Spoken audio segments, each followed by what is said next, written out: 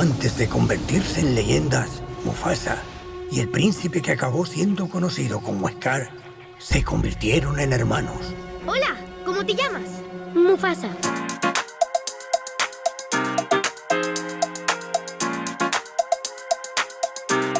Yeah, I don't know. I still don't know. Maybe I'll get an answer at some point, now that the film is done. My initial reaction was no, but that was without reading the script. I just thought that this is me in my own head, something I had to deprogram myself. I just thought someone who makes a movie like Moonlight doesn't make a movie like Mufasa. It just seemed like they were worlds apart, and so I refused to read the script. My agents told me that I really should read the script. And so it took 10 days to finally pick up the script. I only read it because my partner told me I should read it before I said no. She said that you can't be so insecure that you're afraid of seeing something in this that you can't deny. And so when I did read it, I was saying to another person, you guys watched 39 minutes because that scene, that was the scene I got to, and I closed the script and said, holy shit, this is good. And I realized that I actually did have to make the film.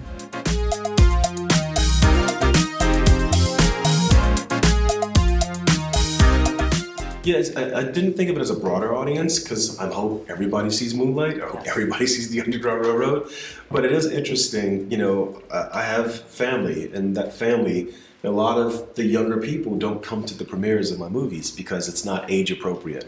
And so it was interesting to know that you're making something specifically that's meant to be digested by kids, but also should be digested by adults, rather than limiting the scope or the complexity of the storytelling.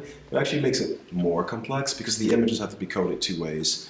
Children have to be able to understand it, and adults have to be able to understand it as well. And so once I sort of got that in my head, it became this very fun game of trying to figure out where was the line at which, you know, it was okay for a child to not understand what was happening in a scene, but it was very, very clear that the parent would understand, because I remember watching the original Lion King with my nephews and explaining to them what was happening, you know, when Scar kills Mufasa, what is happening when Simba goes up to Mufasa.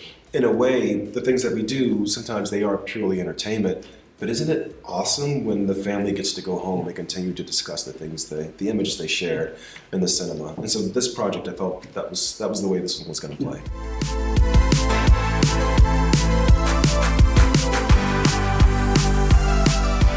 Yeah, it was a tricky process. You know, some of the sequences in that first 39 minutes are quite complex. The flood is very, very complex, but working with the animation company, you know, look, Disney was so good about this. When we came onto this project, they sat us down. They had broken down all of our films. Moonlight, If Beale Street Could Talk, The Underground, they had broken down the camera work, how long the shots were, how many cuts there were. They had broken them all down to explain to us how that might translate into this kind of storytelling with these tools. And then we slowly worked on the path where we could evolve what they do and what we had done to something that we felt was fitting for this film. So you're right, there is a sort of elevated camera style, I feel, for this kind of film. But it took like really some very technical mathematic, which is crazy, kind of work to figure out how we could blend our aesthetic with that aesthetic. I think the movie took 4 years because finding that language was more or less the first 2 years of the storytelling process, both for me to get familiar with. You were talking about, you know, broad storytelling. You know, at what point am I being so auteurist with the camera that it's distracting for kids, or that it's off-putting for kids, it's boring for kids? And at what point, you know, am I leaning so far into doing things for a broader audience that I'm forgetting myself? And so it was really cool. They gave me the time and the space to figure out that language.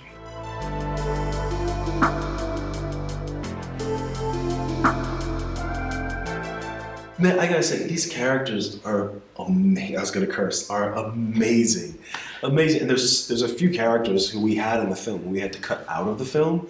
And what was really fun about making this one was every time there was a new character, it was because it was on someone's family tree. And so having been inside that world, you kind of see There was just so many different family stories within this. You know, there could be a whole film about Sarabi. There could be a whole film about Rafiki, especially Rafiki. There could be a whole film about Zazu, which is really cool. I'm not saying that in commercial terms. I'm just saying there's a story there to be told. And, you know, for a group of characters that are just so beloved across the world, there's some very interesting lessons that can be gained by telling stories in this format. ¡Mufasa! ¡Ah! ¡Esto ha sido una mala idea! ¡Estamos vivos! ¡Lo he conseguido! ¡Nos he salvado! ¿Qué decías?